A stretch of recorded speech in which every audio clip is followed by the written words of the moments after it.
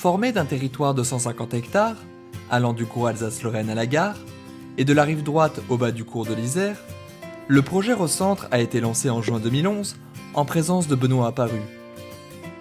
En devenant lauréate du programme national de requalification des quartiers anciens dégradés, lancé par l'État et financé par l'Agence nationale pour la rénovation urbaine, la ville a voulu profiter de ce dispositif pour construire et impulser un projet urbain inédit en transformant des quartiers centraux en quartiers à vivre, permettant de profiter des avantages du cœur de ville sans en subir les inconvénients. Derrière le nom de Recentre, l'idée est de redonner l'envie aux habitants de vivre en hypercentre et d'offrir des alternatives à l'étalement urbain en proposant un cadre de vie de qualité. Si Recentre s'écrit au pluriel, c'est pour souligner les différences entre des quartiers aux identités marquées qu'il est essentiel de respecter. Dès l'origine, l'ambition a été d'élaborer une stratégie permettant de tirer le maximum parti de l'existant. C'est pourquoi le projet a débuté par des études anthropologiques pour s'appuyer sur le savoir des habitants.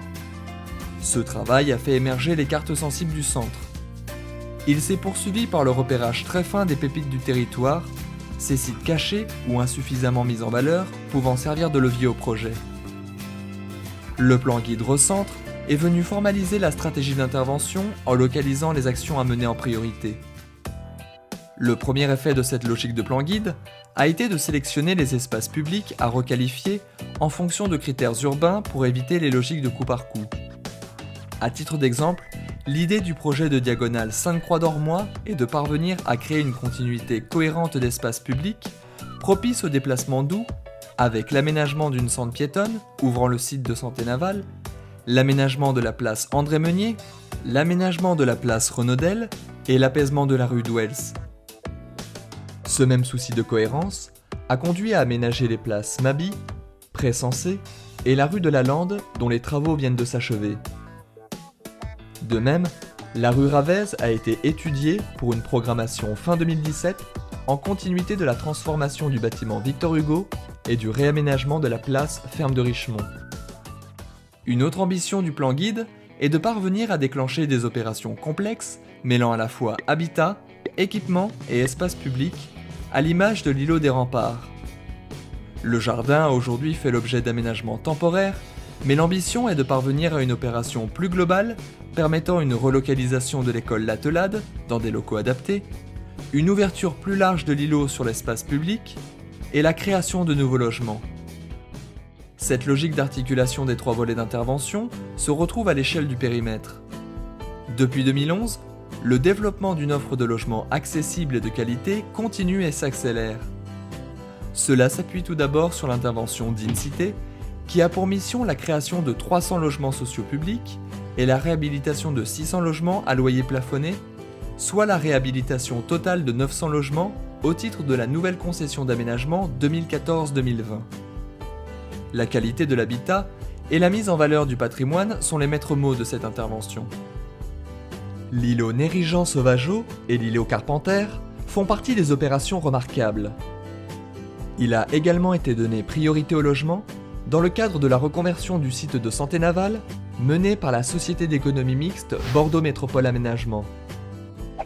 Les projets d'équipement viennent compléter les interventions en matière d'habitat pour offrir aux nouveaux arrivants et aux habitants des lieux de vie collectifs. C'est le cas de 2 équipements sportifs, dont le gymnase Victor Hugo, livré en 2016 dans une salle complètement rénovée de 2500 places au sein du Palais des Sports, et le gymnase de Santé-Naval.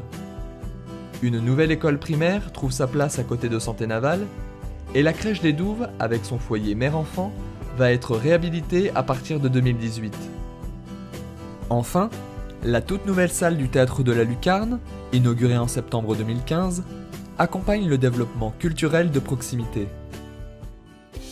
Au-delà des équipements, le projet Recentre a pour ambition de répondre aux nouvelles aspirations citoyennes d'échange et de partage exprimées par de plus en plus d'urbains en s'appuyant sur les initiatives des habitants et en développant des projets participatifs. Le marché des Douves a été transformé en maison des associations dans l'objectif d'ouvrir ce lieu au plus grand nombre et de faire en sorte qu'il contribue à la vie de quartier. Le projet de jardin partagé d'efforts relève de cette même philosophie.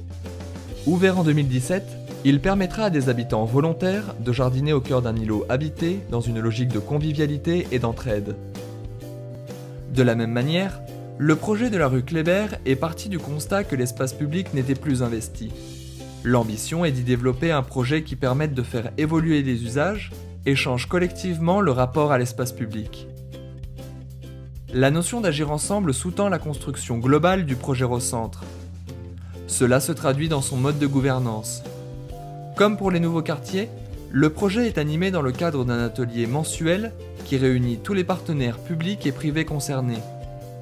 Le projet fait également l'objet de concertations publiques régulières et de façon encore plus marquée qu'ailleurs, d'événements participatifs pour sensibiliser les habitants aux évolutions de leur ville et les y associer. Ces temps précèdent la requalification des espaces. Cet engagement collectif se traduit au travers de la charte locale d'insertion. Par cette charte, les bailleurs sociaux s'engagent sur le périmètre Recentre à embaucher sur leur chantier des personnes en insertion. Ainsi, le projet Recentre n'est pas un simple projet d'aménagement. Mêlant habitat, équipement, espace public, il s'agit d'un projet social qui met l'habitant au cœur de la démarche, un projet durable.